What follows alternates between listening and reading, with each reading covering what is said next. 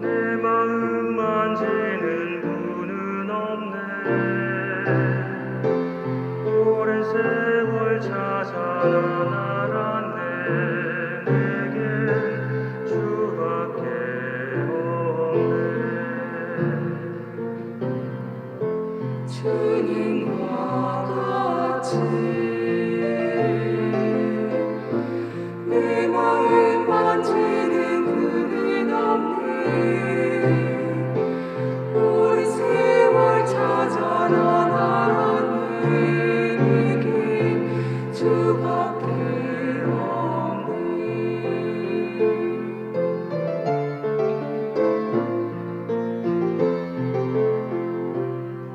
주 자비를 강같이 흐리고 주 손길 치료하네. 고통받는 자녀 품으시니 주밖에 없네. 주님과 같이 내 마음 만지는 분은 없네. 오랜 세월 찾아 난 알았네. 내게 주밖에 없네.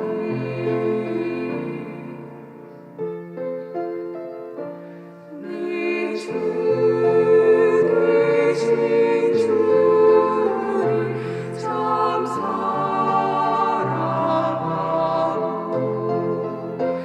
곧 그에게 죄를 다구하리라.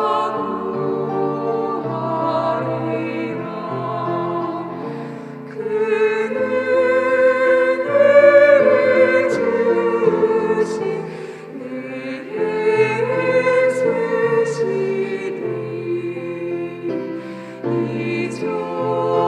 이전보다 더 사랑합니다.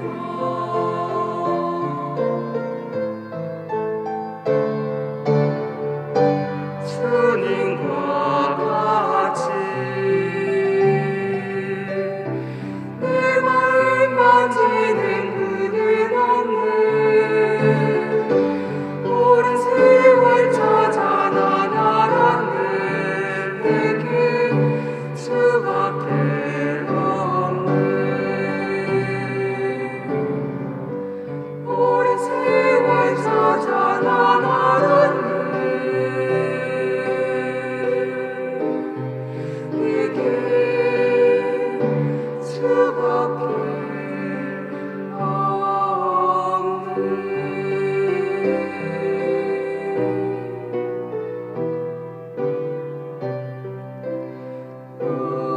오직 주.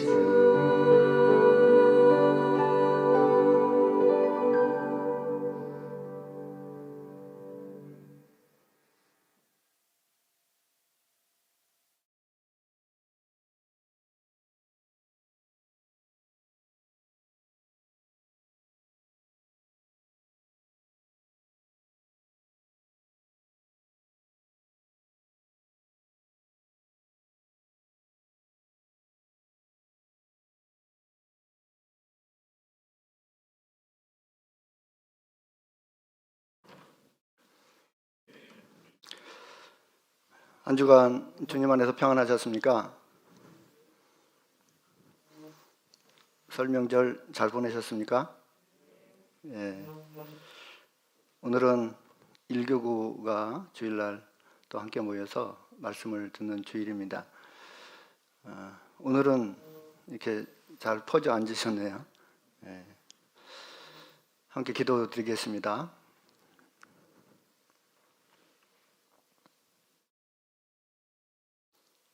저희를 사랑하셔서 죄악 가운데서 구원해 주시고 하나님의 거룩한 자녀로 인쳐주시고 영원한 하늘나라에 들어갈 수 있는 복된 소망을 허락하신 것 참으로 감사를 드립니다. 하나님께서 우리에게 베풀어 주신 그 놀라운 사랑과 은혜를 생각할 때마다 늘 우리를 구원해 주신 아버지께 기쁨과 영광과 감사와 찬양을 드리는 귀한 삶을 살기를 원합니다. 그러나 저희들은 하나님을 아는 지식이 부족하고 또 하나님의 뜻을 분별치 못해서 우리의 마음과 우리의 뜻대로 행할 때가 많이 있습니다. 그럴지라도 저희를 고아와 같이 버려두지 아니하시고 하나님의 그 변함없는 사랑으로 우리를 붙잡아 주시고 또 말씀을 통해서 우리의 잘못된 생각과 또 마음과 생활을 또 고쳐주심을 믿고 감사를 드립니다. 주님의 말씀 가운데 또 그리스도의 성품으로 또 변화될 수 있도록 도와주시고 이뤄져 있는 많은 영혼들을 하나님께 인도하는 그 일에 또 귀하게 쓰임받을 수 있도록 도와주시기를 원합니다. 코로나로 인해서 많은 사람들이 고통 가운데 있습니다. 또 교회적으로도 또 함께 만나 교제를 나누지 못하는 또 어려운 가운데 있습니다. 이럴지라도 하나님께서 저희와 함께 하심을 믿습니다.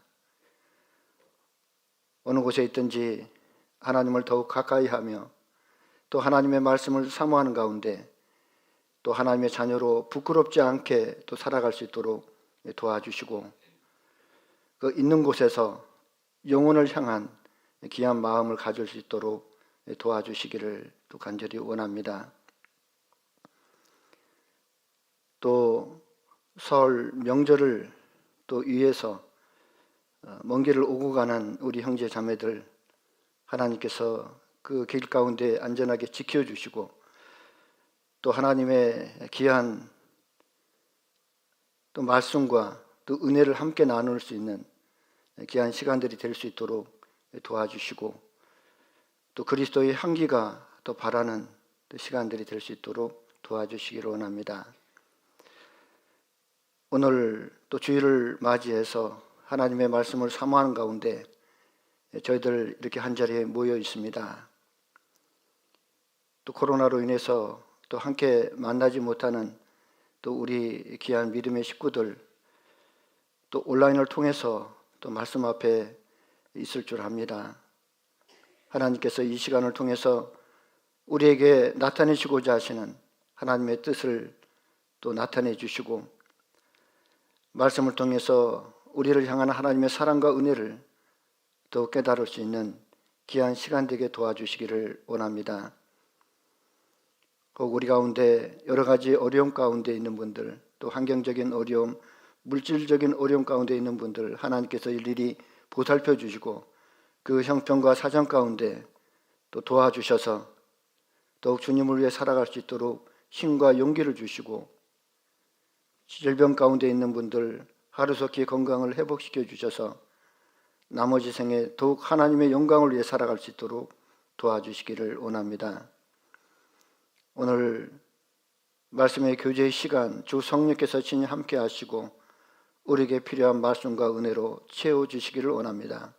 우리를 언제나 사랑하시는 우리 구주 예수 그리스도 이름으로 기도드렸습니다. 아멘. 성경 말씀 사무엘하 3장 찾겠습니다.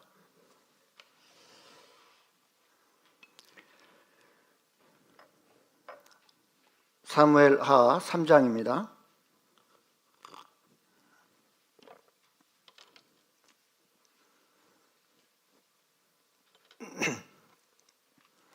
사무엘하 3장 1절 말씀입니다. 제가 읽겠습니다. 사울의 집과 다윗의 집 사이에 전쟁이 오래매 다윗은 점점 강하여 가고 사울의 집은 점점 약하여 가니라. 설 명절 끝에 또 주의 이 시간에 또 함께 또 저희가 말씀 앞에 모였습니다. 뉴스를 들으셔서 아시겠지만 코로나 방역 방침이 2단계로 내일부터 또 적용이 됩니다. 좀 완화가 좀 되었습니다. 그래서 주일날 저희가 모일 수 있는 인원이 더 이제 많이 모일 수 있는 그런 시간이 됐고요. 또 5인 이상 집합 금지는 그대로 유지가 되는 것 같습니다. 그래서 거기에 맞춰서 또 교회가 방역 지침에 따른 교회 교제를 또 이렇게 정해야 될 것 같습니다. 그나마 주일날 더 많이 모일 수 있다는 것에 또 감사하고 또 우리가 모일 수 있는 그 시간들이 참 얼마나 좀 소중하고 감사한지 또 새삼 느끼게 되는 것 같습니다. 설 명절이 전에 같은 이제 그런 그 분위기는 나지 않는 것 같아요. 식구들이 다 모일 수 없는 그런 안타까운 또 상황인데요. 그나마 이제 자녀들도 번갈아 가면서 이렇게 오라고 또 하는 또 일도 있습니다. 오늘 함께 생각해 볼 말씀은 다윗과 사울이라고 하는 그런 주제를 가지고 함께 생각을 해보려고 합니다. 본문 말씀처럼 사울의 집과 다윗의 집 사이에 전쟁이 오래매 다윗은 점점 강하여 가고 사울의 집은 점점 약하여 가니라. 이게 사울의 집과 다윗의 집, 다른 나라, 다른 민족 간의 싸움이 아니고 이스라엘 백성 그 내에서 사울의 집과 다윗의 집 사이에 전쟁이 오래다라고 말씀을 하고 있습니다. 그런데 다윗은 점점 강하여 가고 사울의 집은 점점 약하여 가니라. 이게 점점 강하여 가고 점점 약하여 간다. 다윗은 처음에는 약했다는 의미잖아요. 그런데 점점 강하여 가고 사울은 또 반대로 강했었는데 점점 약하여 간다라고 하는 그런 표현입니다. 왜 이런 일이 있었을까? 우리가 이제 좀 살펴볼까 합니다. 이 다윗과 사울 그 두 인물을 통해서 하나님께서 주시는 교훈이 있습니다.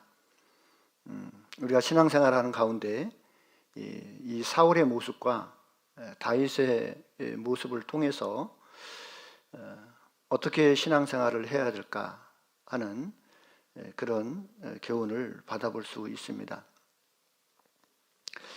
나는 신앙생활하는 가운데 사울의 모습을 갖고 있는가 아니면 다윗의 모습을 갖고 있는가 라고 하는 것도 한번 생각해 볼 필요가 있습니다. 사울은 불순종한 사람의 모습이고 다윗은 하나님의 말씀에 순종했던 사람의 모습입니다. 이 사울은 육신을 쫓아 살아가는 사람의 모습이고 또 다윗은 이 성령을 쫓아 살아간 사람의 모습입니다. 하나님께 속한 사람은 하나님의 말씀을 따를 것입니다. 하나님의 그 음성을 들을 수 있을 것입니다. 그러나 육신에 속한 자들은 그 하나님의 말씀을 들을 수 없고 또 따를 수도 없다는 것이죠. 우리가 모두 하나님을 믿고 교회를 다닌다고는 하지만 정말 하나님의 올바른 뜻을 분별하고 또 하나님의 말씀에 따라서 살아가고 있는가? 아니면 여전히 육신의 소욕을 따라서 살아가고 있는가? 라고 하는 것을 한번 생각해 볼 필요가 있습니다. 무엇이 하나님을 기쁘시게 하는 신앙생활인가? 라고 하는 것도 생각해 볼 필요가 있습니다. 로마서 8장 5절에서 8절에 보면 육신을 쫓는 자는 육신의 일을, 영을 쫓는 자는 영의 일을 생각하나니 육신의 생각은 사망이요 영의 생각은 생명과 평안이니라. 육신의 생각은 하나님과 원수가 되나니 이는 하나님의 법에 굴복지 아니할 뿐 아니라 할 수도 없음이니라. 육신에 있는 자들은 하나님을 기쁘시게 할 수 없느니라 라고 말씀을 하고 있습니다. 육신의 생각은 하나님과 원수가 된대요. 원수. 하나님께서 육신의 생각은 기뻐하지 않는다, 그렇게 말씀을 하고 있습니다. 또 육신에 있는 자들은 하나님을 기쁘시게 할 수 없느니라. 교회 가운데 함께하고 있지만 우리의 삶의 모습이 하나님을 기쁘시게 할 수 없을 수도 있다라고 하는 것을 말씀을 하고 있습니다. 사울은 그 이스라엘 백성들이 하나님께 왕을 요구해서 세워진 첫 번째 초대 왕입니다. 우리가 이제 초대 왕, 초대 대통령, 초대 수상 이러면 굉장히 의미가 있습니다. 이스라엘 역사 가운데 새로운 그 역사가 펼쳐졌던 그 왕정 정치가 시작됐던 그 시작점이 바로 사울 왕부터입니다. 그래서 이 이스라엘은 잘 아시는 것처럼 신정 국가입니다.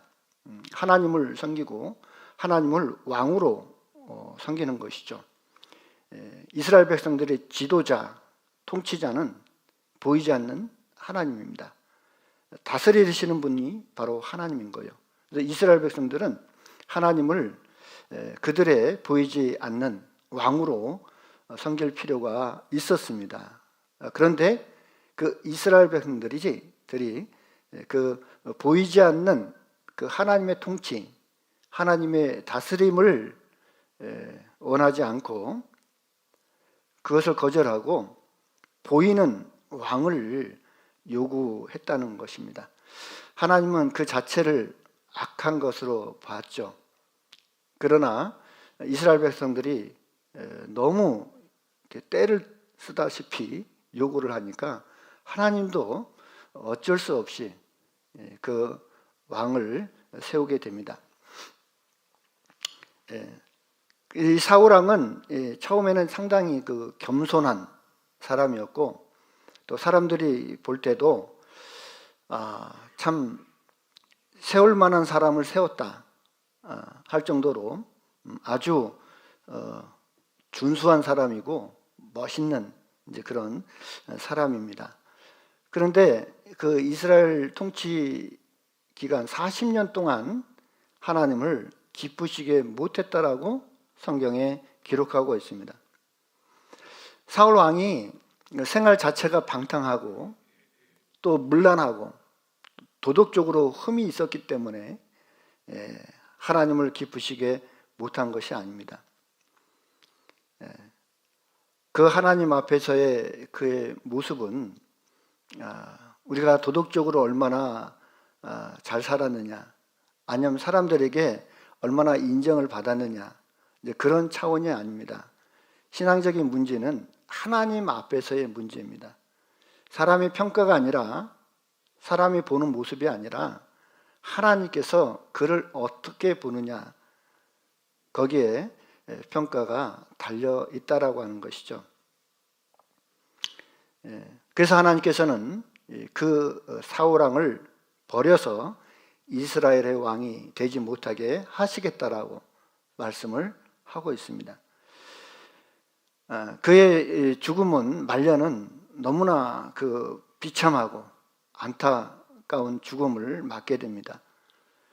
그 세 아들과 함께 전쟁에서 패하고 그 세 아들은 죽고 또 자신도 자결해서 죽음을 맞게 되죠. 그의 시신이 이렇게 장사가 되고 또 무덤에 이렇게 안치가 된 것이 아니고요.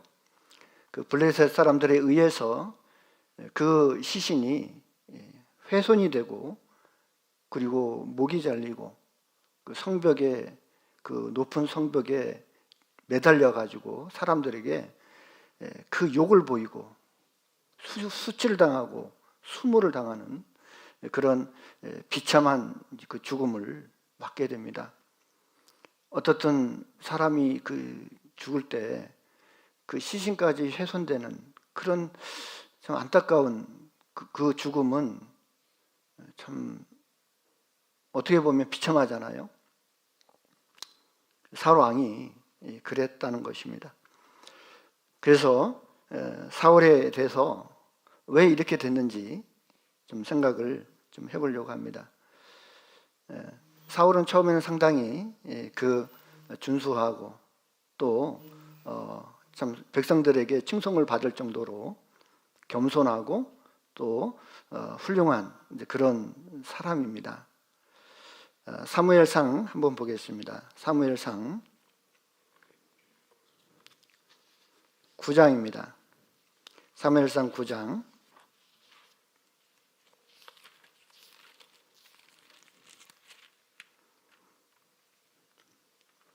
사무엘상 9장 1절부터 사무엘상 9장 1절부터 제가 읽겠습니다. 베냐민 지파에 기스라 이름하는 유력한 사람이 있으니 그는 아비엘의 아들이요 수롤의 손자요 베고랏의 증손이요 아비아의 현손이라. 베냐민 사람이더라. 기스가 아들이 있으니 그 이름은 사울이요 준수한 소년이라. 이스라엘 자손 중에 그보다 더 준수한 자가 없고 키는 모든 백성보다 어깨 위는 더하더라. 이 사울을 소개하고 있는데 그 사울은 그 베냐민 지파 사람입니다. 그의 아버지는 기스인데요. 기스라 이름하는 유력한 사람이 있으니 그래서 그 집안은 그 당시에 굉장히 유지였고 사람들에게 좀 인정을 받는 그런 집안이었던 것 같습니다. 근데 그 기스의 아들이 바로 사울인데 그 사울은 준수한 소년이라. 이스라엘 자손 중에 그보다 더 준수한 자가 없더라.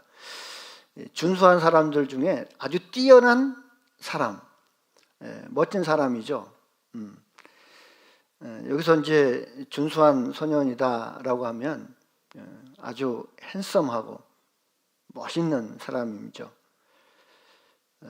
뭐 흠잡을 데 없는. 우리 같으면 뭐 미남이다, 뭐 그렇게 말씀을 할 수 있겠죠. 근데 키는 모든 백성보다 어깨 위는 더하더라 그랬습니다. 멋있을 뿐만 아니라 또 키까지 또 아주 큽니다. 모든 백성들보다 그 어깨 위는 더하더라. 어떻게 보면 저는 보통 키인데요. 저보다도 그 머리 하나는 더 얹어져 있는 이제 그런 멋있는 사람입니다. 또 외모적으로도 멋있을 뿐만 아니라 또 부모의 말을 아주 순종적으로 잘 들었던 사울입니다. 이 아버지가 기르는 그 암나귀를 잃었을 때 사울에게 그 암나귀를 찾으라고 이제 심부름을 시키죠. 이 사울은 아비의 말을 듣고 종을 데리고 그 암나귀를 찾으러 나갑니다. 한번 생각해 볼게요. 또 귀찮을 수도 있잖아요. 아버지가 뭘 시키면 아유 왜 그런 걸 나한테 시키냐고 이제 그럴 수도 있고 아유 잊어버렸는데 어디 가서 그걸 찾냐고 이 넓은 땅에 어디 있는 줄 알고 찾겠냐고 처음부터 포기했을 수도 있을 것 같습니다. 그러나 이 사울은 아버지의 말을 순종하고 그 나귀를 찾아서 다녔습니다. 그만큼 참 그 아버지의 말씀에 순종하는 또 훌륭한 또 자식이기도 하죠. 이제 찾다가 이제 못 찾으니까 할 수 없이 사무엘이라고, 그때 당시에 이스라엘의 사사이기도 하고 제사장이기도 하고 또 선견자라, 또 백성들의 어떤 그런 어떤 민원이라든가 이제 불편한 일들을 또 이렇게 해결해 주는 그런 역할을 했던 사람이 이제 사무엘입니다. 사무엘에게 찾아가서 그 암나기를 어디서 찾을 것인가 묻고자 하는 그런 의도를 가지고 이제 사무엘을 찾게 되죠. 사무엘이 이제 그 사울을 보고 사울에게 이제 이스라엘의 왕이 될 것을 언지를 하게 됩니다. 그래서 9장 20절에 보면 사무엘상 9장 20절, 사흘 전에 이른 내 암나기들을 염려하지 말라. 찾았느니라. 온 이스라엘에 사모하는 자가 누구냐? 너와 네 아비의 온 집이 아니냐? 자, 암나기는 이제 걱정하지 말고 이제 찾을 거니까 이스라엘에 사모하는 자가 누구냐? 이제 이스라엘이 왕을 요구했죠. 너와 네 집의 온 집이 아니냐? 그래서 아마 참 왕으로 세기에 합당한 그런 사람이라고 얘기하고 있는 것입니다. 21절에 사울이 대답하여 가로되 나는 이스라엘 지파의 가장 작은 지파 베냐민 사람이 아니오며 나의 가족은 베냐민 지파 모든 가족 중에 가장 미약하지 아니하나이까? 아니하니까 당신이 어찌하여 내게 이같이 말씀하시나이까? 아유, 그런 소리 하지 마십시오. 저는 이스라엘의 왕이 되기에는 너무나 부족한 사람입니다. 저희 지파는 가장 작은 지파, 베냐민 지파가 아닙니까? 그 중에서도 우리 집안은 베냐민 지파 중에서도 가장 미약한 그런 사람이라고 그렇게 이제 말을 합니다. 얼마나 겸손한 말입니까? 할 수 없다. 나는 그 막중한 그 일을 할 수가 없는 것이다. 그래서 참 자기 집안이 너무 약하고 또 이스라엘 왕이 되기에는 너무나 부족한 사람이라고 자기를 낮췄습니다. 그런데 이제 사무엘이 이스라엘 모든 지파를 그 미스바라고 하는 곳에 이제 불러 모으고 이제 제비 뽑기를 합니다. 하나님께서 이스라엘의 왕을 세우기 위해서 이제 지파들을 모아놓고 그리고 제비 뽑는 식으로 이제 누가 왕이 될 것인가 이제 뽑아가고 있는데 사무엘상 10장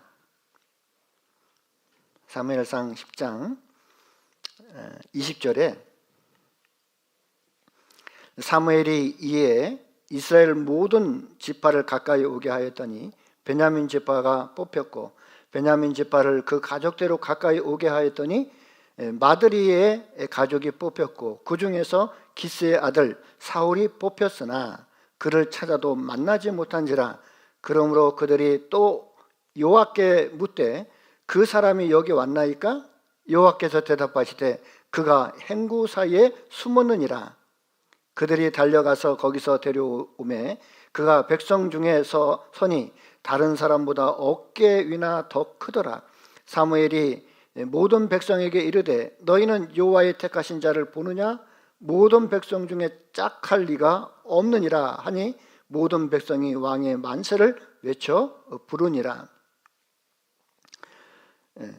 이제 제비를 뽑고 이제 최종적으로 사울이 뽑혔습니다. 근데 그가 행구 사이에 숨었습니다. 이게 행구 사이라고 하는 것은 이 어떤 그 짐꾸러미, 어떤 뭐 창고 속에 이렇게 이제 숨은 겁니다. 그러니까 이제 자기는 왕이 될 사람이 아니라고 이제 피한 거죠. 근데 사람들이 그를 이제 데리고 와서 이제 딱 세워놨는데 그 모습이 너무나 훌륭한 거죠. 여호와의 택하신 자를 보느냐? 모든 백성 중에 짝할 리가 없느니라. 참 왕으로서 참 흠이 없는 이제 그런 모습을 갖추고 있었던 사람이 바로 사울 왕입니다. 그래서 사무엘이 이제 왕이 세워지고 이제 나라의 제도 그리고 그 왕으로서 해야 될 일들, 또 백성들이 왕을 어떻게 섬겨야 될 것인가를 이제 쫙 말씀을 하고 이제 기록해 했죠. 그래서 백성들이 이제 좋게 여겼는데, 그 중에서도 또 이제 비류, 말 그대로 이제 그걸 탐탁치 않게 생각하는 사람들이 있습니다. 어떻게 저 사람이 우리 이스라엘을 다스리는 왕이 될 수 있느냐라고 비난하는 사람도 있었어요. 100%다 좋아한 건 아니죠. 26절에 보면 사울도 기브와 자기 집으로 갈 때에 마음이 하나님께 감동된 유력한 자들은 그와 함께 갔어도 어떤 비류는 가로되 이 사람이 어떻게 우리를 구원하겠느냐 하고 멸시하며 예물을 드리지 아니하니라. 그 다음에 말씀이 중요합니다. 그러나 그는 잠잠하였더라. 사울은 외모뿐만 아니라 그의 성품 또한 아주 훌륭한 사람이었습니다. 왕으로서의 인품을 갖추고 있는 사람이죠. 그러나 그는 잠잠하였더라. 우리 같으면 어떻게 할까요? 내가 왕으로 택함을 받는데 너희들이 그것을 싫어해? 이제 그러면서 좀 안 좋은 감정을 이렇게 표현할 수도 있잖아요. 그런데 사울은 그 이야기를 들었음에도 불구하고 아주 잠잠했더니 반응을 하지 않은 겁니다. 그런 훌륭한 또 인품을 갖추고 있었던 사람들이죠. 그리고 또 거기에다가 이스라엘 모든 백성들의 마음을 살 수 있는 또 그런 사건이 하나가 또 있었습니다. 그 암몬 사람들이 이제 그 야베스 사람들을 이제 침범한 겁니다. 이제 공격을 했는데 그 이야기를 들은 사울이 이제 이스라엘의 모든 그 지파를 이렇게 동원을 해서 군사를 모집을 한 겁니다. 그래서 군사를 모집했는데 그 이스라엘 자손이 30만이고 유다 사람이 3만, 약 33만의 군사를 이제 모집을 해서 그 암몬 사람들과 싸우게 되죠. 그래서 그 싸움을 통해서 이제 그 암몬 사람을 무찌르고 그 야베스 사람들을 구해냅니다. 그 야베스 사람들이 그 암몬 사람들이 왔을 때 이제 타협을 하죠. 타협을 하는데 그 암몬 사람들이 그 타협을 받아들이지 않고 너희들 그 오른쪽 눈을 다 뽑아버리겠다. 얼마나 참 무서워요. 아주 그냥 오른쪽 눈을 다 뽑아버리겠다고 하니까 무시무시하죠.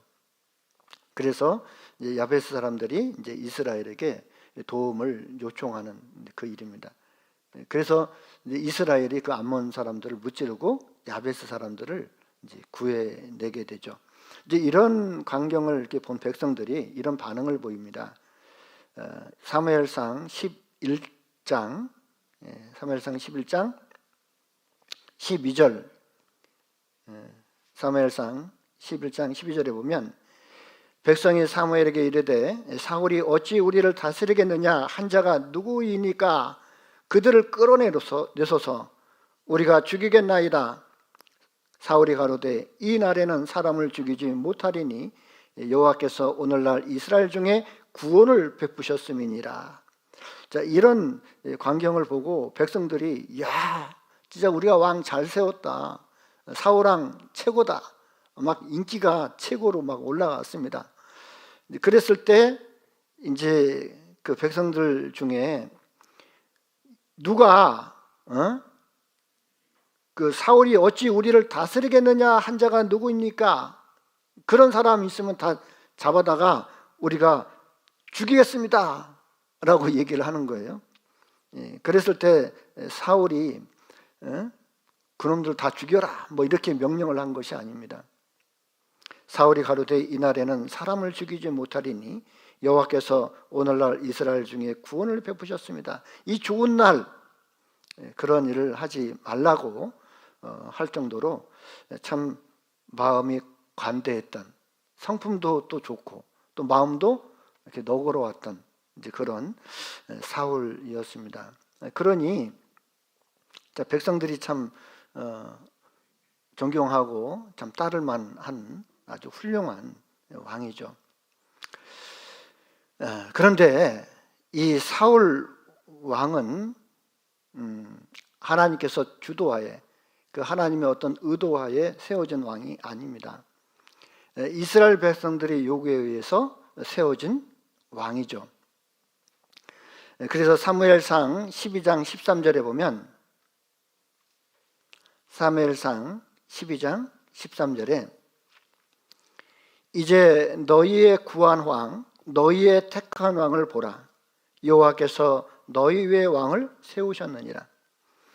결국은 백성들의 주도하에 이제 하나님께서 그것을 허락하고 하는 그런 과정을 통해서 세워진 왕이라고 하는 것입니다. 그런데 너희의 구한 왕, 너희의 구한 왕, 하나님께서 주신 왕이 아니고 너희의 구한 왕, 너희의 택한 왕을 보라라고 얘기하고 있습니다. 그런데 그런 왕이라 하더라도 하나님 말씀에 순종하면 좋았을 텐데 그러지 않았을 때가 문제입니다. 14절에 보면 너희가 만일 여호와를 경외하여 그를 섬기며 그 목소리를 듣고 여호와의 명령을 거역하지 아니하며 그 다음에 또 너희와 너희를 다스리는 왕이 너희 하나님 여호와를 쫓으면 좋으리라마는. 자, 왕을 세운 것까지는 좋은데 그 왕이 하나님의 말씀을 따라서 순종하면 좋겠는데 그렇지 않으면 문제가 생긴다는 겁니다. 그래서 15절에 보면 너희가 만일 여호와의 목소리를 듣지 아니하고 여호와의 명령을 거역하면 여호와의 손이 너희의 열조를 치신 것 같이 너희를 치실 것이라. 이스라엘은 어떤 나라입니까? 하나님을 섬기는 신정 국가입니다. 하나님의 뜻에 따라서 살아야 되는 거예요. 그런데 그 왕이 하나님 앞에서 하나님의 말씀에 순종하는 그런 좋은 왕이면 괜찮은데 그 왕이 하나님 말씀에 순종하지 않았을 때는 문제가 생기는 것입니다. 그래서 참 여기까지는 좋았는데 문제는 그 이후에 생기는 일들을 통해서 그 하나님을 대하는 그 사울의 모습, 그 모습이 이제 드러나게 되는 것입니다. 자, 사람들에게 대하는 이제 그런 모든 모습들은 흠이 없는데 문제는 하나님과의 관계, 거기에서 문제가 드러나게 됩니다. 결국은 사울의 신앙, 하나님을 대하는 그의 신앙의 모습이 하나님을 기쁘시게 하지 못했다라고 하는 것입니다. 사무엘상 13장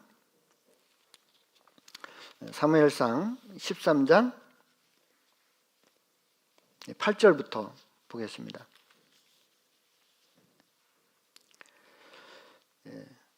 8절에 사울이 사무엘의 정한 기한대로 이레를 기다리되 사무엘이 길갈로 오지 아니하매 백성이 사울에게서 흩어지는지라.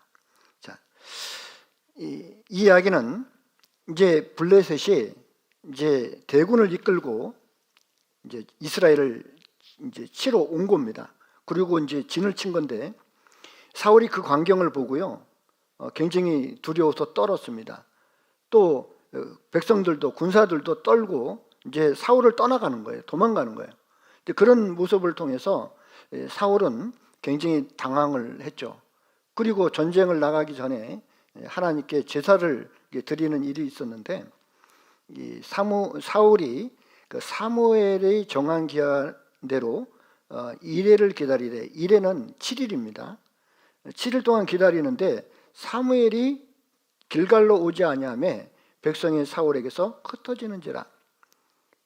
이제 그 블레셋을 봤을 때도 굉장히 두려운데 또 제사를 지내야 되는데 제사 기한을 다 지나가고 있는데도 그 제사를 드릴 사무엘이 오지 않은 거예요.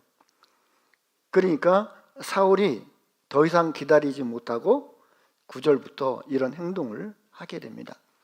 9절, 사울이 가로되 번제와 화목제 물을 이리로 가져오라 하여 번제를 드렸더니 번제 드리기를 필하자 사무엘이 온지라 사울이 나아가 맞으며 문안하매 사무엘이 가로되 왕의 행한 것이 무엇이뇨? 사울이 가로되 백성은 나에게서 흩어지고 당신은 정한 날에 오지 아니하고 블레셋 사람들은 믹마스에 모였음을 내가 보았으므로 이에 내가 이르기를 블레셋 사람은 나를 치러 길갈로 내려오겠거늘 내가 여호와께 은혜를 간구치 못하였다 하고 부득이하여 번제를 드렸나이다. 사울의 생각은 이제 사무엘이 오지 않는다고 생각을 하고 어차피 번제는 하나님께 드려야 되니까 자신이 드린 거예요, 번제를. 근데 이 율법에 의하면 이 제사는 제사장만 드리는 거예요. 제사장만 드릴 수 있도록 하나님이 정해놨습니다. 근데 그것을 어기고 이 사울은 자의로 자기 생각대로 그 두려운 나머지 먼저 하나님께 번제를 드린 것입니다. 사람들이 생각했을 때는 누가 드리면 어때요? 어차피 하나님이 받으시면 되지, 뭐 이렇게 생각할 수도 있잖아요. 그런데 그것이 아니죠. 13절에 이 이야기를 들은 사무엘이 이렇게 말합니다. 사무엘이 사울에게 이르되 왕이 망령되이 행하였도다. 왕의 하나님 여호와께서 왕에게 명하신 명령을 지키지 아니하였도다. 그리하였다면 여호와께서 이스라엘 위에 왕의 나라를 영영히 세우셨을 것이거늘 지금은 왕의 나라가 길지 못할 것이라. 여호와께서 왕에게 명하신 바를 왕이 지키지 아니하였으므로 여호와께서 그 마음에 맞는 사람을 구하여 그 백성의 지도자를 삼으셨느니라 하고, 이 이야기를 들은 사무엘이 깜짝 놀랐습니다. 어떻게 왕이 하나님의 말씀을 거역할 수 있느냐고 말하고 있는 거예요. 망령되이 행했다. 이게 망령되이 행했다는 것은요, 이것은 하나님을 무시하는 그런 행동을 했다, 그 뜻이거든요. 하나님을 무시하는 태도는 하나님의 말씀을 거역하는 거거든요. 하나님의 말씀을 무시하는 행동, 그 자체가 하나님 앞에 망령되이 향하는 겁니다.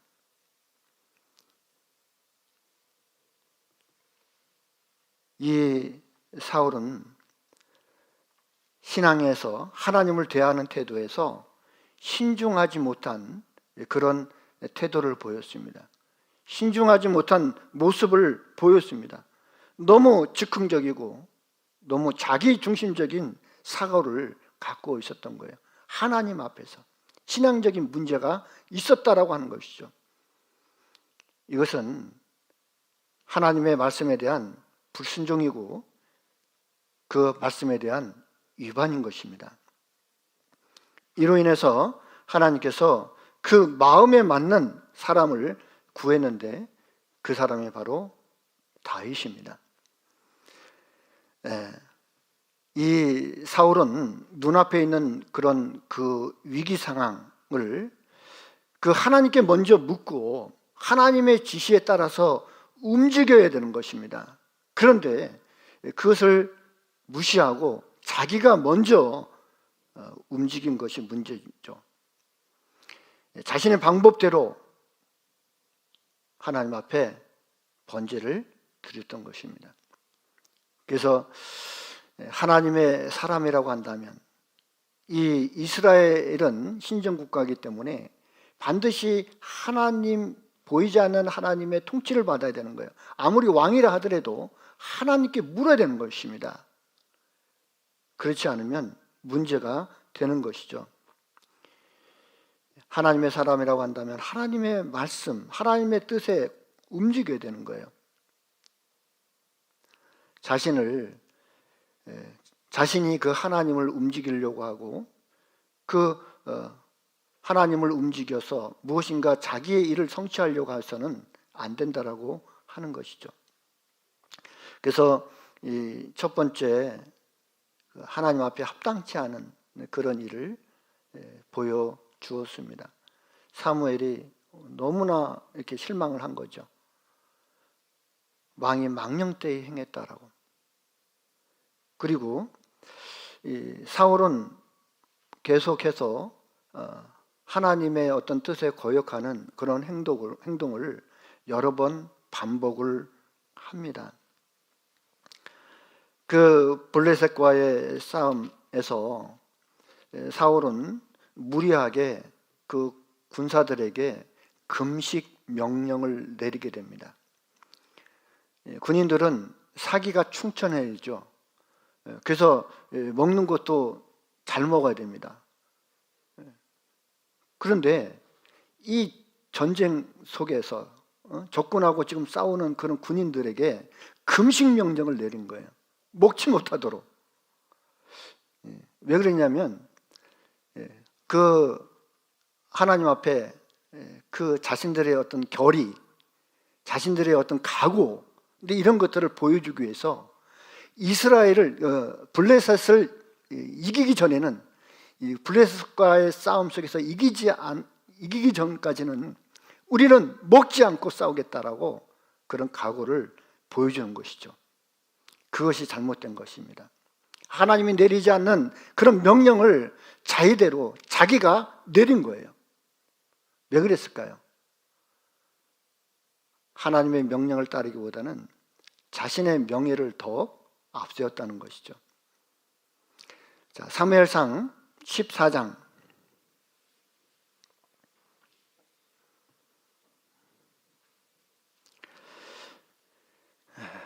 사무엘상 14장 24절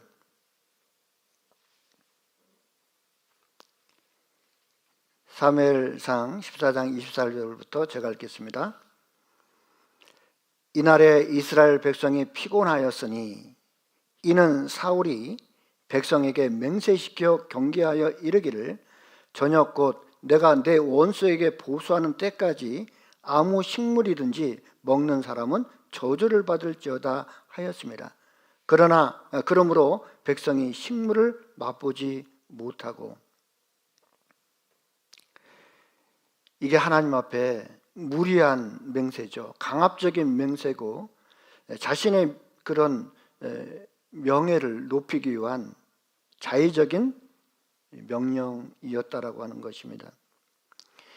이 백성들이 피곤해 있는데 그 와중에 또 먹지도 못하고 있는 상태, 지치고 있는데 거기다가 또 금식명령까지 내려서 그 블레셋을 이기기 전까지는 먹지 않겠다라고.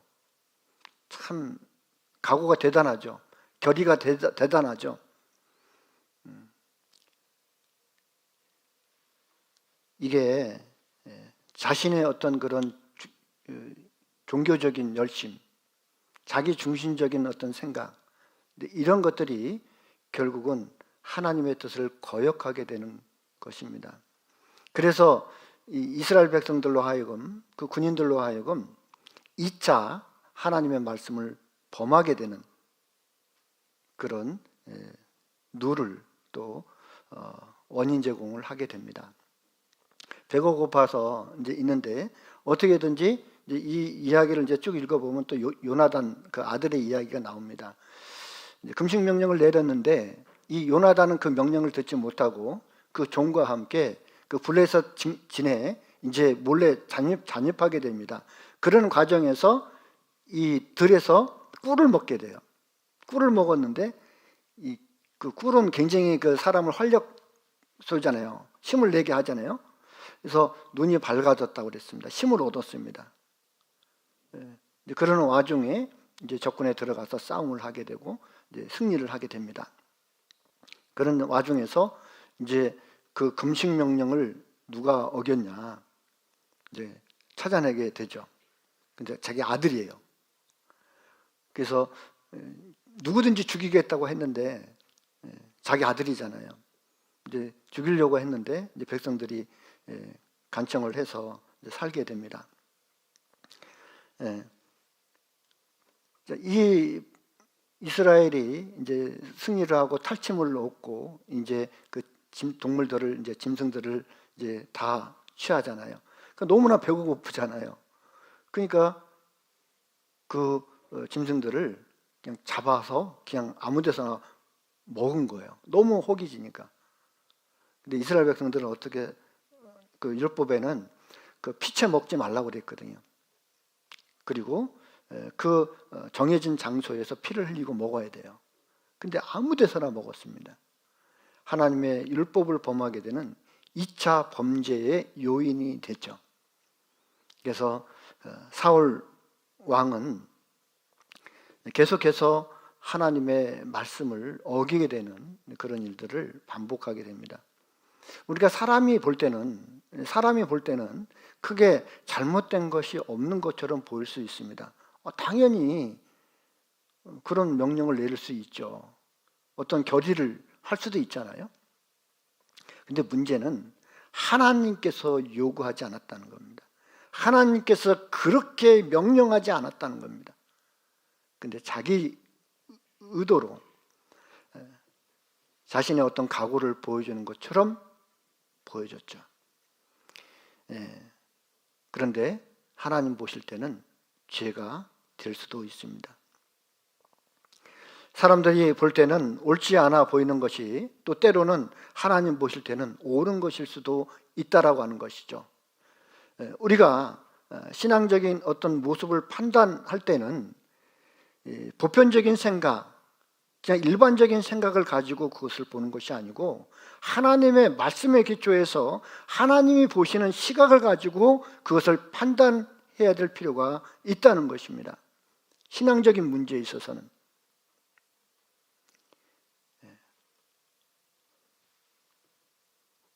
이것을 우리는 잘 분별을 해야 합니다. 사람들은 굉장히 훌륭하고 또 도덕적으로 흠이 없고 인품도 훌륭하고 그런 사람들도 있잖아요. 그렇다고 해서 신앙적으로까지 옳다라고 볼 수가 없습니다. 우리가 이제 신앙생활 하다 보면 저 사람은 참 구원만 받으면 좋을 텐데 그런 사람이 있어요. 아주 인품도 훌륭하고 또 생김새도 아주 멋있고 아주 그냥 흠잡을 데가 없는 그런 사람이에요. 가정적이고. 그런데 하나님 앞에서 옳지 못할 수도 있다는 것이죠. 저 사람은 다 좋은데 구원만 받으면 좋겠다고 하는 사람도 있다는 것이죠. 그 사람은 하나님을 기쁘시게 할 수 없습니다. 아무리 이 세상에서 사람들에게 높임을 받고 인정을 받고 존경을 받는다 하더라도 그 자체가 하나님 앞에 옳은 모습은 아닐 수 있습니다. 때로는 그런 모습들이 하나님을 거역하는 그런 요인이 될 수도 있다라고 하는 것입니다. 그래서 구원받은 그리스도인들은 항상 신앙적인 시각, 하나님의 시각, 하나님의 말씀에 맞춰진 시각을 가질 필요가 있습니다. 그렇지 않을 때는 상당히 혼란한 그런 신앙생활을 할 수가 있습니다. 그래서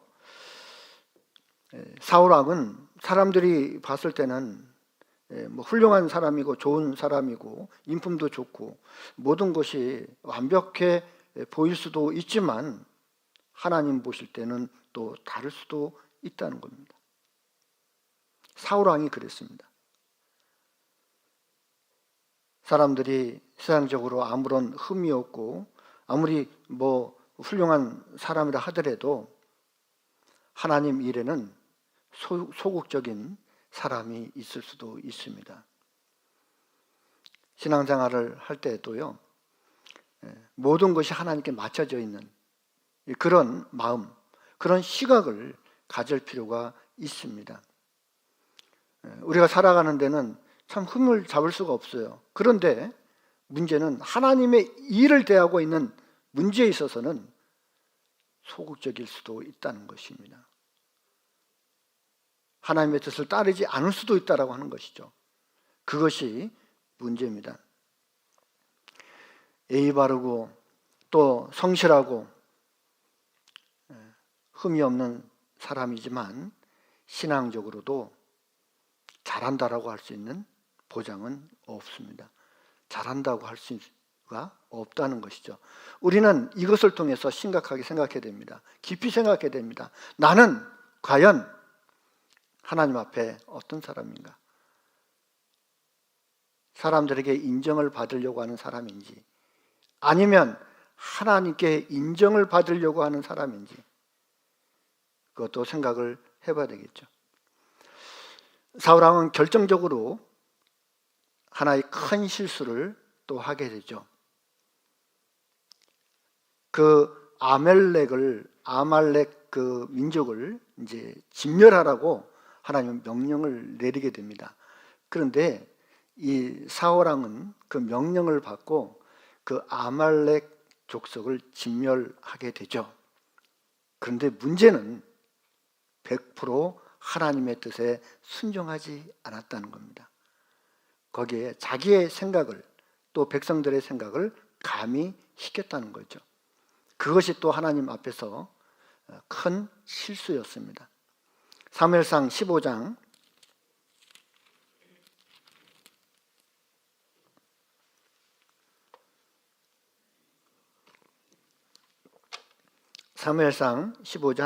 1절,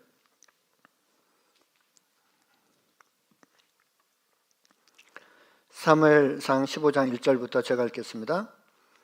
사무엘이 사울에게 이르되 여호와께서 나를 보내어 왕에게 기름을 부어 그 백성 이스라엘 위에 왕을 삼으셨은즉 이제 왕은 여호와의 말씀을 들으소서. 2절부터 하나님의 명령을 전합니다. 만군의 여호와께서 이같이 말씀하시기를 아말렉이 이스라엘에게 행한 일 곧 애굽에서 나올 때에 길에서 대적한 일을 내가 추억하노니 지금 가서 아말렉을 쳐서 그들의 모든 소유를 남기지 말고 진멸하되 남녀와 소아와 젖먹는 아이와 우양과 약대와 나귀를 죽이라 하셨나이다. 하나님께서 그 아말렉 족속을 완전히 씨를 다 남기지 말고 진멸하라고 하는 겁니다. 남녀와 소아와 어린아이까지, 젖먹이는 아이까지 우양과 약대와 나귀를 죽이라 하셨나이다. 이 말씀을 이렇게 들으면 하나님 너무하시다. 어떻게 그 젖먹이 아이까지 이렇게 죽이라고 하느냐. 씨를 남기지 말고 싹 다 죽이라는 거예요. 어떻게 이렇게 말씀하실 수 있을까라고 생각할 수가 있습니다. 그런데 이 아말렉은 이스라엘 민족이 애굽에서 나와서 광야 생활을 할 때 이스라엘 민족을 뒤쫓아오면서 계속해서 그 이스라엘을 괴롭혔던 민족이 바로 아말렉입니다.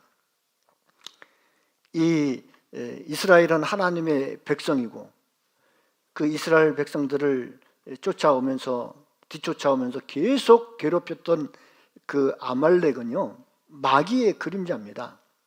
마귀의 그림자예요. 결국은 보이지 않게 하나님과 마귀와의 영적 싸움 속에서 벌어지는 일을 보여주고 있습니다. 그래서 하나님께서는 그 아말렉 족속을 완전히 진멸하라고 하는 것은 그 마귀가 주는 그런 그 죄, 이런 것들을 씨를 남기지 말고 다 없애라는 거예요. 죄의 모습은 어떤 모양이라도 다 없애야 되는 거예요. 남겨두지 말라는 겁니다. 우리 마음속에 죄의 모습을 그대로 남겨두면 이것은 신앙생활하는데 계속 우리를 괴롭힐 겁니다. 신앙생활을 올바르게 하지 못하도록 계속 괴롭힐 거예요. 그래서 하나님께서는 그 아말렉을 완전히 진멸해버리라고, 씨까지 없애버리라고, 싹까지 완전히 다 잘라버리라고. 어떻습니까? 우리 마음속에 혹시 아담 안에서 받은 그런 죄의 기질이 여전히 남아있죠. 그것을 두둔하고 남겨둬서는 안 되는 겁니다. 아이까지 죽이라고 얘기했죠. 그건 뭘 말합니까? 하나님께서 잔인하게 아이를 죽이라는 의미가 있습니까? 훗날 우리에게 영적인 교훈을 주고 있는 거예요. 우리 마음속에 도사리고 있는 작은 제 근원까지도 다 없애라고 말씀하고 있는 것입니다. 하나님께서는 그 아말렉 족속을 진멸하라고 그렇게 명령을 내리는데, 사울 왕은 그 명령을 따라서 아말렉을 싹 다 진멸합니다. 그리고 승리를 하죠. 근데 문제는 진멸은 했긴 했는데, 그 명령에 따라서 순종을 했긴 했는데 문제는 100% 하지 않았죠. 자, 15장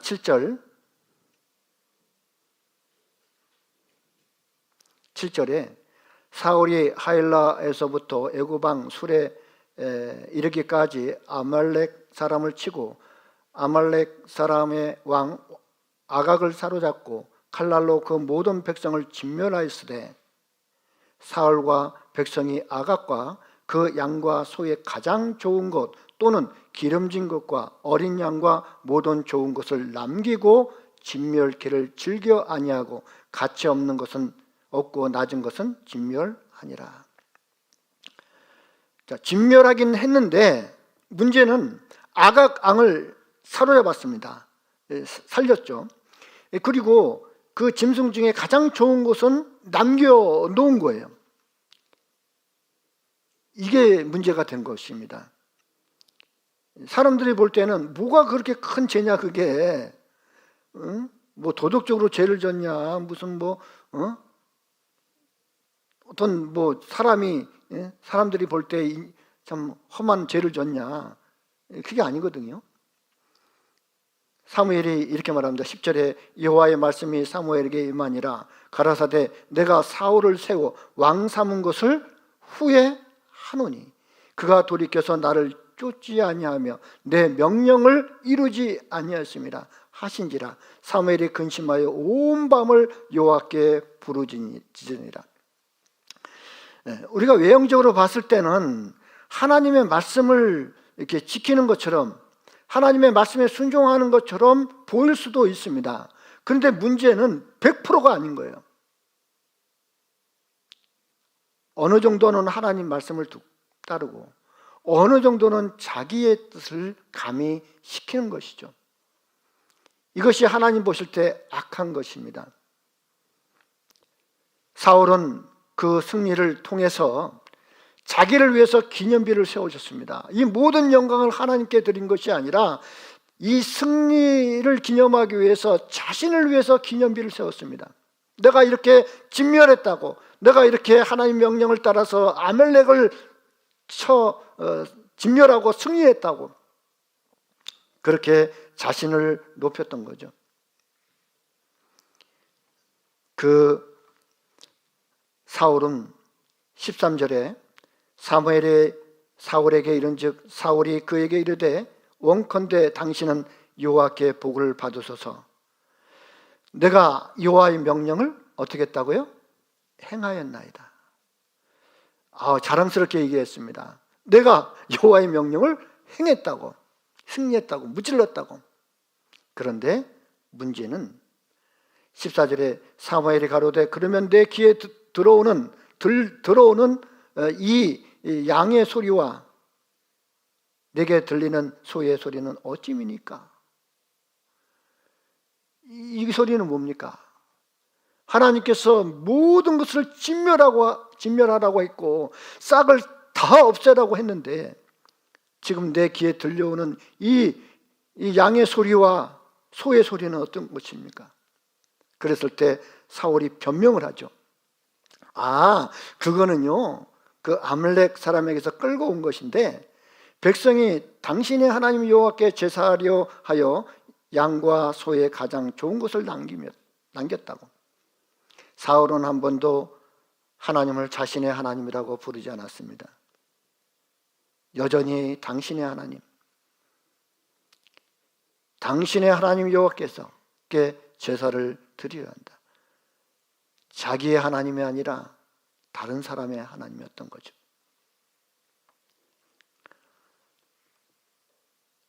이 사울이 왜 그 아가강을 사로잡고 그리고 그 좋은 짐승을 남겨놨느냐, 라고 물었을 때 사울은 거기에 따르는 그 변명, 합당한 이유를 얘기하죠.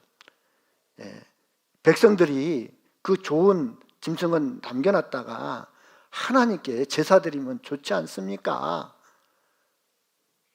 좋아 보입니까? 기가 막힌 아이디어입니까? 좋은 생각입니까? 이야, 참 좋은 생각이다. 기가 막힌 생각이다. 착각하지 마십시오.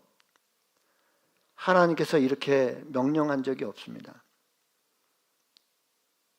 좋은 거는 남겨놨다가 나한테 제사를 드려라 라고 말한 적이 없는 거예요. 누가 생각한 겁니까? 백성들이 그렇게 생각했다는 거죠. 사울 왕은 누구의 말을 들어야 됩니까? 백성의 말을 들어야 됩니까? 하나님 말씀을 들어야 될 사람입니까? 하나님의 말씀을 들어야 될 사람인 거예요. 서로 백성들이 그렇게 얘기한다 하더라도 그것은 하나님의 명령이 아니라고, 다 죽이라고 해야 됩니다. 근데 아깝다는 거죠.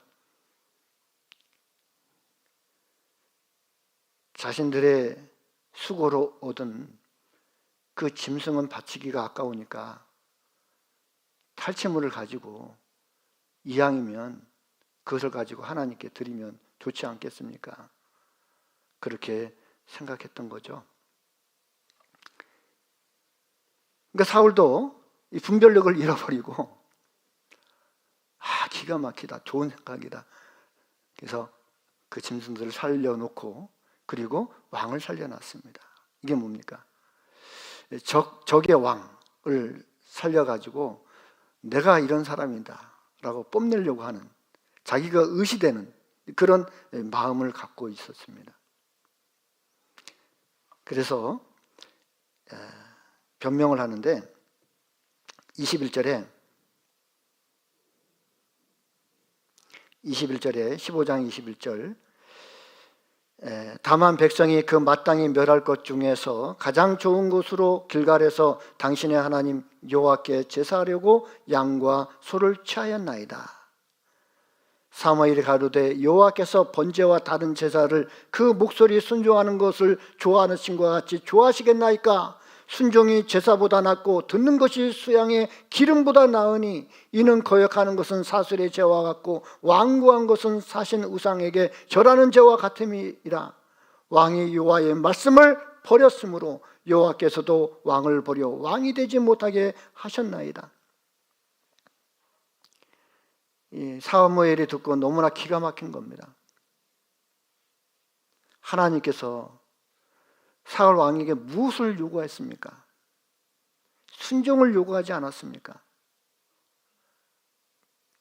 그런데 순종은 한다고 했는데 100% 하지 않은 거예요. 그래서 24절에 사울이 사무엘에게 이르되 내가 범죄하였나이다. 내가 여호와의 명령과 당신의 말씀을 어긴 것은 내가 백성을 두려워하여 그 말을 청정하였습니다. 하나님 말씀을 어기게 된 것은 이 백성을 두려워하여 그 말을 청정하였다. 백성이 두려운 존재입니까? 하나님이 두려운 존재입니까? 하나님이 두렵잖아요. 근데 이 사울은 사람들의 이목이 너무나 중요했던 거예요. 사람들에 의해서 자기가 어떻게 평가가 되느냐가 더 중요했던 겁니다. 하나님 앞에서의 평가가 아니라. 사울은 하나님 앞에 이런 올바르지 못한 마음을 갖고 있었던 거죠. 하나님께서 그 사무엘이 사울에게 당신이 하나님의 말씀을 버렸으므로 여호와께서 왕을 버려 이스라엘 왕이 되지 못하게 하셨습니다 라고 이제 말을 하니까 그 사울이 어떻게 또 반응을 했습니까? 무릎을 꿇고 내가 잘못했습니다, 다시는 하나님의 말씀을 거역하지 않겠습니다 라고 해야 되잖아요. 회개를 해야 되지 않습니까?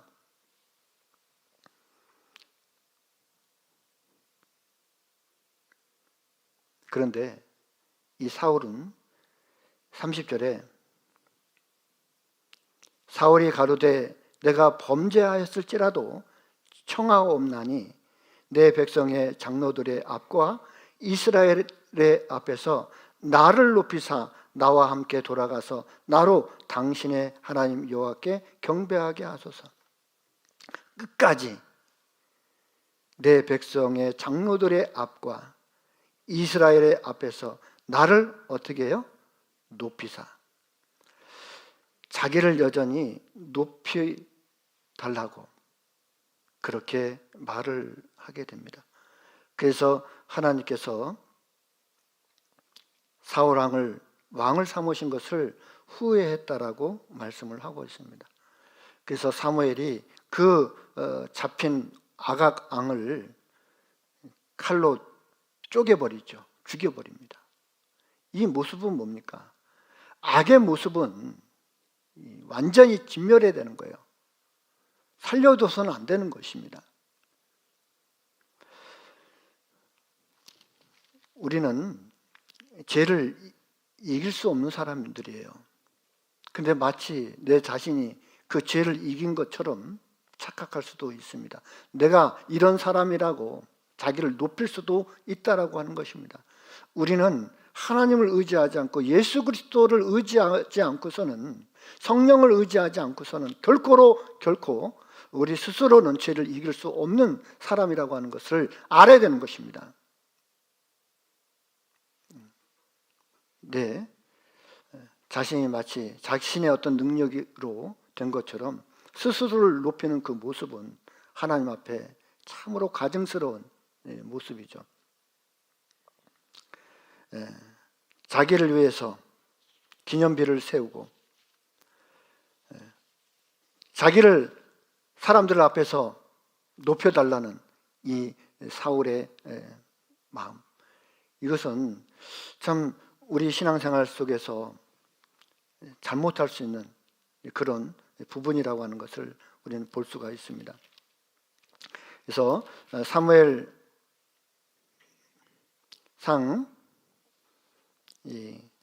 하나님께서 이 사울을 패하고 다윗을 세우게 되죠. 사무엘상 17장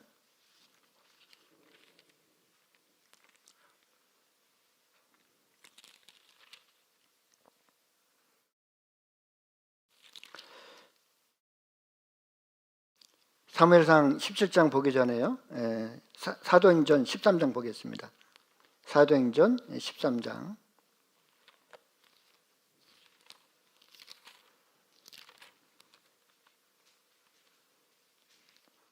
사도행전 13장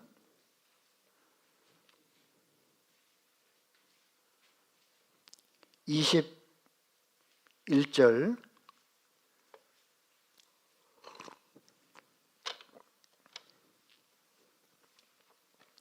사도행전 13장 21절부터 제가 읽겠습니다. 그 후에 저희가 왕을 구하거늘 하나님이 베냐민 지파 사람 기스의 아들 사울을 40년간 주셨다가 그 다음에 어떻게 해요? 패하시고 왕이 되지 못하도록 패했다는 거죠. 다윗을 왕으로 세우시고 증거하여 가라사대 내가 이새의 아들 다윗을 만나니 그 다음에 뭡니까? 내가 내 마음에 합한 사람이라. 내 마음에 합한 사람이라. 내 뜻을 다 이루게 하리라 하시더니 하나님이 약속하신 대로 이 사람의 씨에서 이스라엘을 위하여 구주를 세우셨으니 곧 예수라. 하나님께서 사울을 패하시고 하나님의 마음에 맞는 그 다윗을 세우게 됩니다. 마음이 맞다는 것은 하나님의 마음과 일치가 됐다는 거죠. 우리가 무슨 일을 할 때 자신의 마음과 맞는 사람과 일을 하게 되면 수월합니다. 근데 마음이 맞지 않은 사람하고는 일을 할 수가 없어요. 어떻게 마음이 하나가 안 돼 있는데 어떻게 일을 할 수 있겠습니까? 하나님의 일도 마찬가지입니다. 하나님의 일은 내가 하나님의 일을 하고 싶다고 하는 사람한테 맡기는 것이 아니고 하나님께서 마음에 합당한, 하나님의 마음과 합한 사람을 쓰게 됩니다. 하나님께 전적으로 순종하는 그 사람을 쓰게 되어 있습니다. 자기 뜻대로 하면 하나님은 어떻게 쓰시겠습니까? 하나님께서 무엇을 말씀하면 하나님의 말씀에 따라서 행해야 되고 또 그 말씀에 따라서 움직여야 되잖아요. 그런데 자신의 생각대로 막 움직이는 거예요. 그러면 하나님이 쓰실 수가 없습니다. 그래서 이 다윗은 순종하는 사람의 모습이죠. 하나님은 다윗을 이제 기름을 붓고 택하게 됩니다. 그리고 이 다윗은 그 블레셋과의 어떤 싸움에서 그 골리앗을 이제 무찔르게 되죠. 승리하게 됩니다. 사무엘상 17장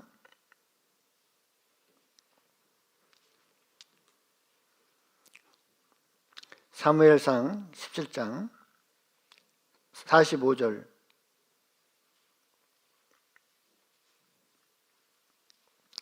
45절부터 제가 읽겠습니다. 다윗이 블레셋 사람에게 이르되 너는 칼과 창과 단창으로 내게 오거니와 나는 만군의 여호와의 이름 곧 네가 모욕하는 이스라엘 군대의 하나님의 이름으로 내게 가노라. 그 블레셋 그 군인들 가운데 앞장서서 나온 그 장수가 바로 이 골리앗입니다. 이 골리앗은 키가 거의 한 2m가 넘어요. 굉장히 이 거인이죠. 그 앞에서 이 이스라엘 군인들조차도 이 훈련을 받은 군사 훈련을 받은 이 이스라엘 군인들조차도 벌벌벌 떨고 나가지 못하는 겁니다. 그랬을 때 이 다윗은 이 물맷돌을 가지고 그 골리앗 앞에 서게 됩니다. 이 다윗은 이런 마음을 가지고 그 골리앗 앞에 서게 됐죠. 너는 칼과 창과 단창으로 내게 오거니와 너는 그런 무기를 의지하고 나오지만은 나는 만군의 여호와의 이름 곧 네가 모욕하는 이스라엘 군대의 하나님의 이름으로 내게 가노라. 이 다윗은 어떤 무기를 의지한 것이 아니고 바로 하나님의 이름을 의지하고 나갔던 것입니다. 46절에 오늘 여호와께서 너를 내 손에 붙이시리니 내가 너를 쳐서 너 머리를 베고 이 블레셋 군대의 시체로 오늘날 공중의 새와 땅의 들짐승에게 주어 온 땅으로 이스라엘의 하나님이 계신 줄 알게 하겠고. 다윗은 하나님을 의지하는 그런 힘이 있었습니다. 다윗은 자신의 어떤 무기를 의지한 것이 아니고 하나님의 이름을 의지하고 나갔습니다. 47절에 또 여호와의 구원하심이 칼과 창에 있지 아니함을 이 무리로 알게 하리라. 전쟁은 여호와께 속한 것인즉 그가 너희를 우리 손에 붙이시리라. 다윗은 바로 하나님이 자신과 함께하고 있다는 걸 알았습니다. 그리고 그 하나님의 이름을 의지해서 나갔습니다. 그동안 양을 지키면서 수련했던 그 양을 지키면서 그 연마했던 그 물맷돌 던지는 거 있잖아요. 돌을 물매에 매어가지고 돌리다가 그냥 탁 던지면 그 짐승이 딱 때려서 도망가게 하고 물리치고 했던 그 평소에 단련됐고 훈련되었던 그것을 가지고 나간 겁니다. 물맷돌 5개와 가지고 이제 나갔죠. 그래서 마주오고는 골리앗을 향해서 던졌는데 그 돌이 하필이면 골리앗의 이마에 팍 박힌 거예요. 돌이 이 머리에 팍 박히니까 그냥 맥을 못 쥐고 쓰러지죠. 이 던진 거는 이 다윗이 던졌지만 그 돌을 움직인 사람은 누굴까요? 돌을 움직인 존재는 바로 하나님이시죠.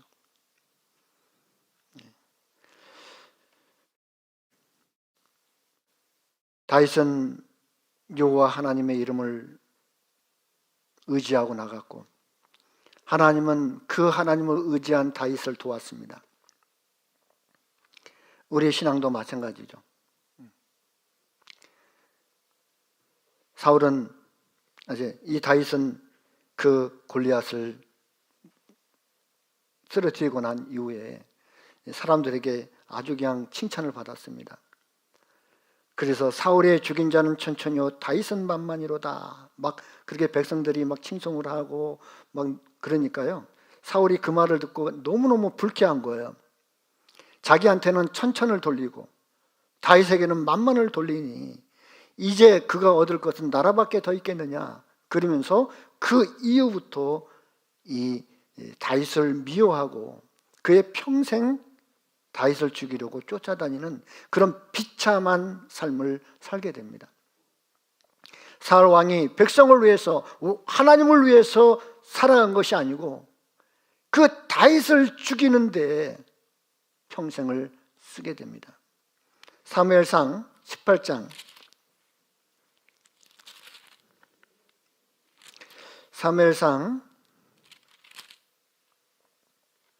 18장 29절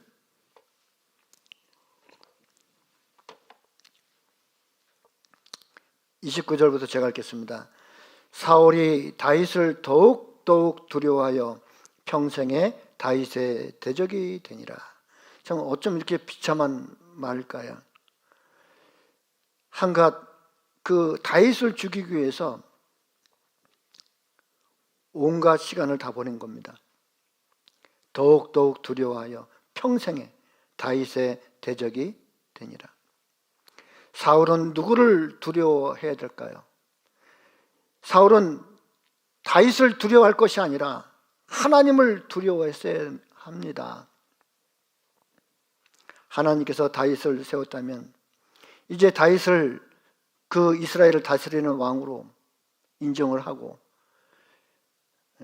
하나님의 뜻에 순종하고 이스라엘 백성들이 잘 되기를 바라야 되지 않습니까? 그런데 자신의 명예와 자신의 권력, 자신의 사리사욕을 위해서 그 눈이 어두워가지고 다윗을 죽이는데 앞장서서 다녔던 겁니다.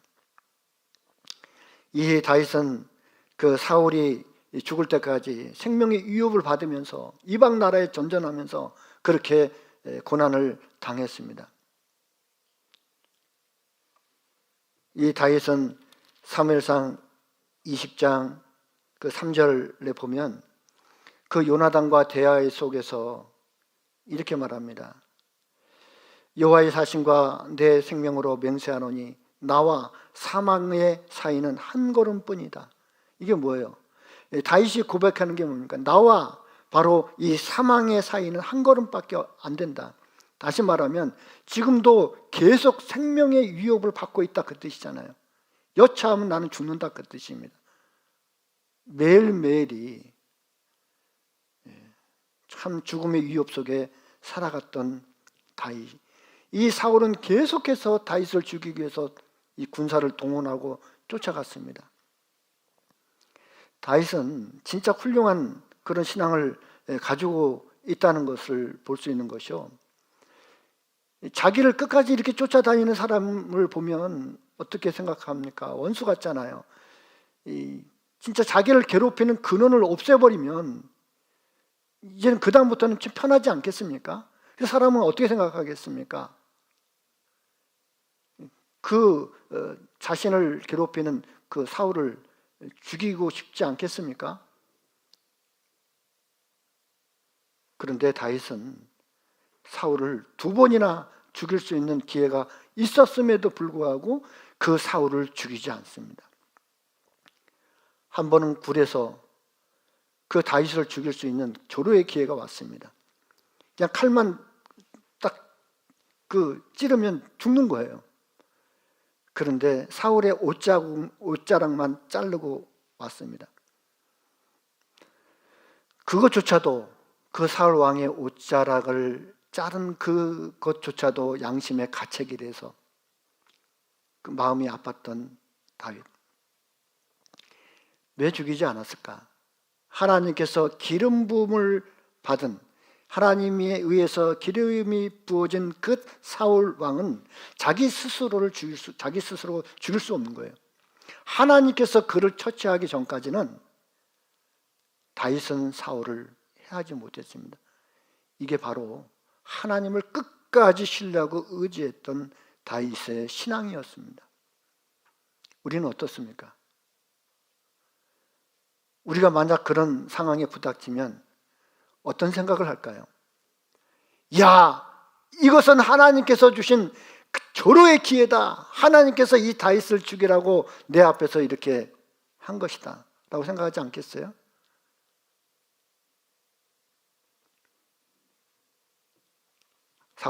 다윗은 그걸 죽이지 않았고 살려줬습니다.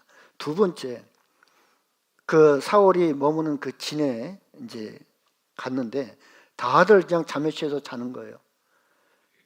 그럴 때 이 다윗이 그를 또 죽일 수 있는 기회가 있었거든요.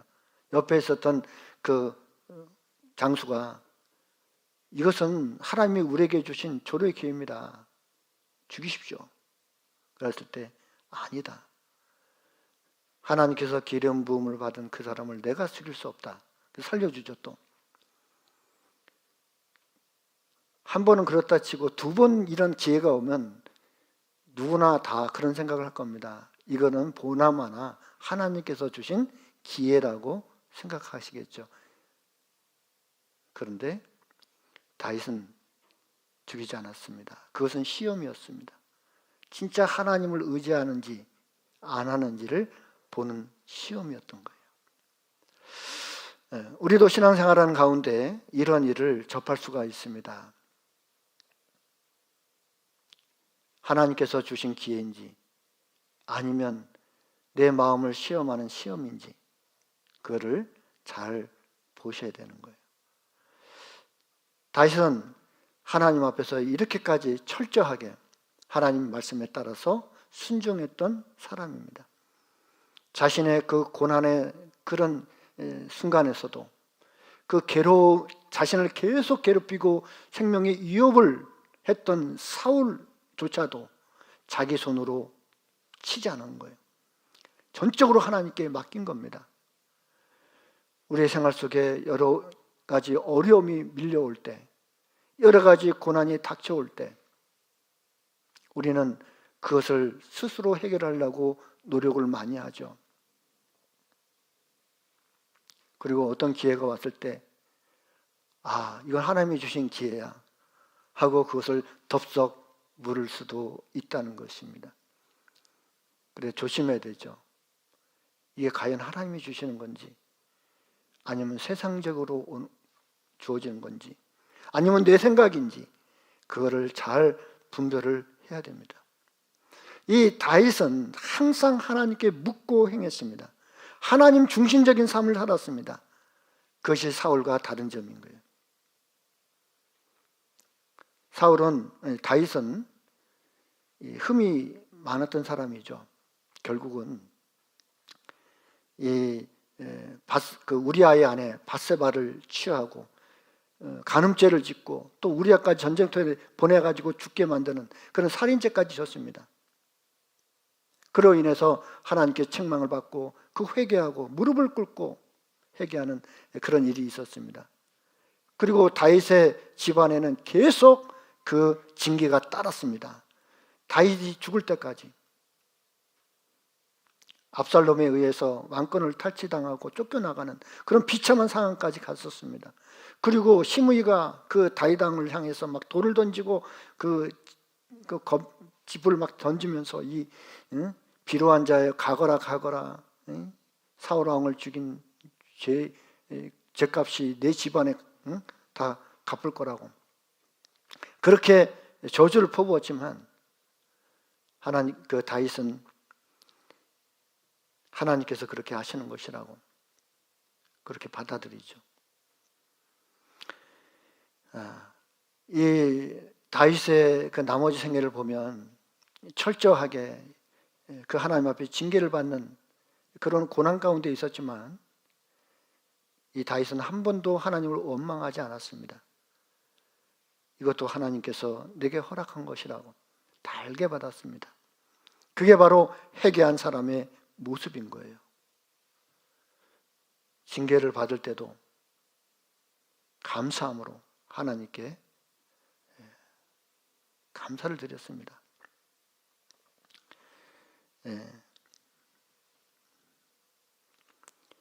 사무엘상 15장 보겠습니다.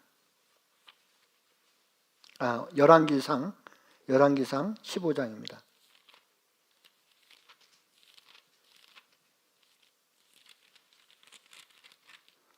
열왕기상 15장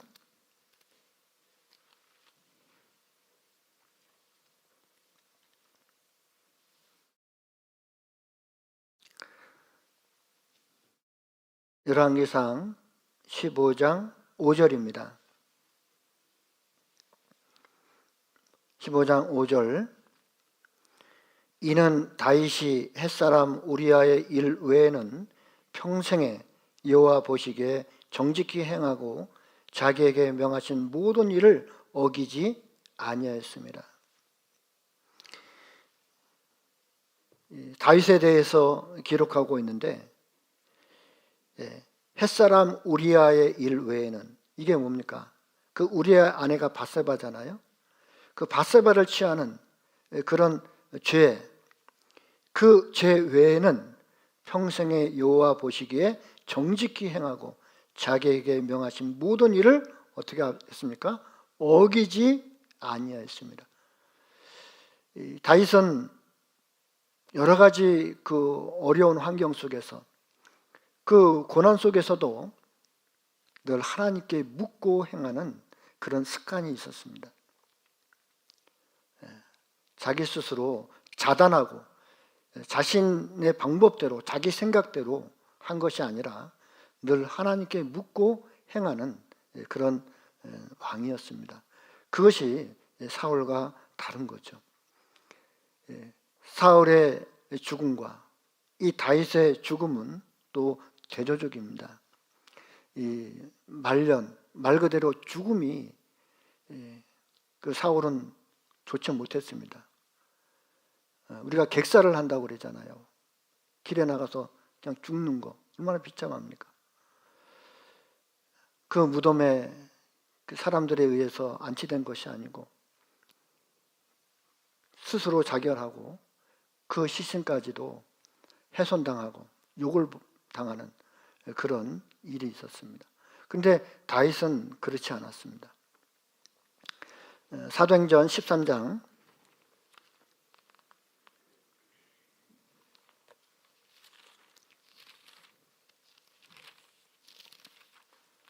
사도행전 13장